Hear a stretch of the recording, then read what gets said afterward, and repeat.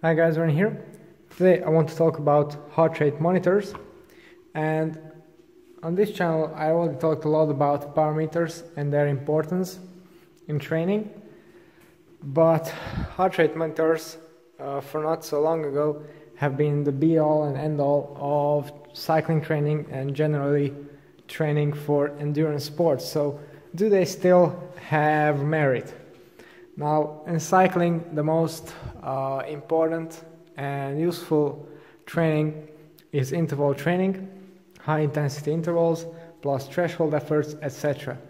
For these, I would say heart rate monitors are almost useless, because if you do a 1 minute full-on effort, usually your heart rate isn't going to catch up as soon as you start doing the effort, while a power meter can certainly capture that immediately. Same for threshold effort.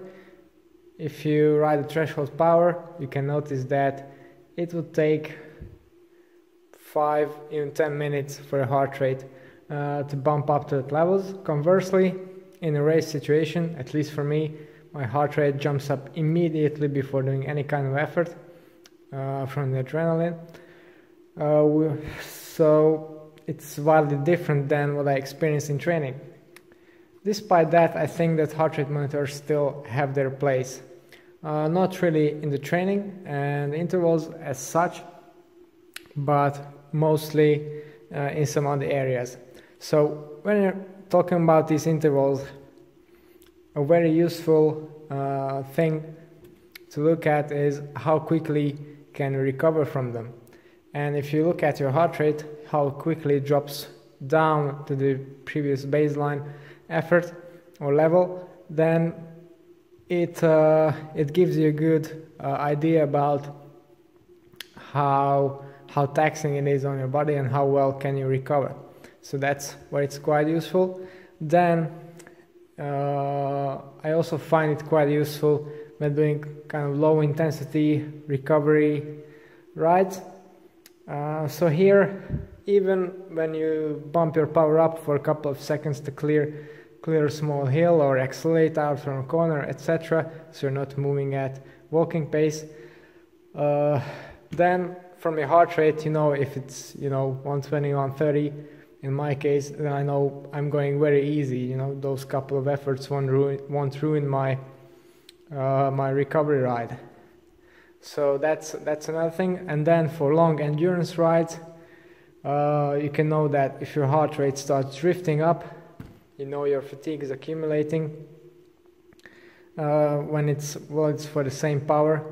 Same in a race, when you're trying to go really hard with over the threshold efforts, then if you're hitting 190 heart rate, even when you're fresh, you're not really feeling that. You can push on to 195, 196, but from your heart rate, you know that it's going to be taxing by the end of the race. So I think these are the few areas where you can improve. Many people think that you can make good progress using heart rate only. Well, let me put it this way: if you go out on a 1 hour full-on time trial and you average 170 heart rate, then after 6 months of training you average 167 beats per minute, then what does that tell you? Nothing. You don't know if you improved, if you aren't so good, etc. So yeah, it's really just an aid or an addition to your power numbers, I think. Definitely not a substitution. As for the heart rate monitors themselves,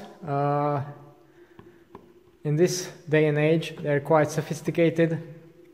For cycling, you can go basically with the basic ones. So this is the Wahoo ticker that I've been using recently, and I started using this because I lost my Garmin heart rate strap.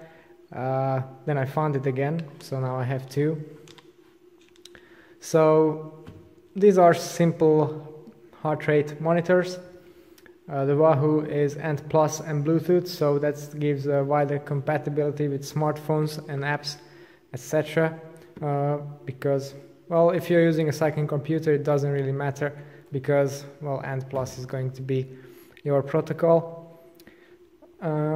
So the Garmin is ANT+ only.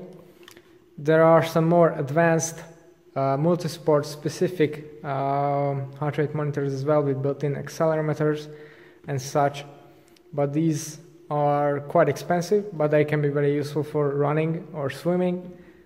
I'm not really into that, so yeah, the simple base model is all you need. They're all very accurate, they last a long time.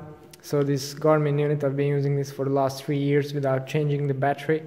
So yeah, if you already have a power meter, then it can bring some extra level of information about your training, but nothing groundbreaking, so it won't be a night and day difference.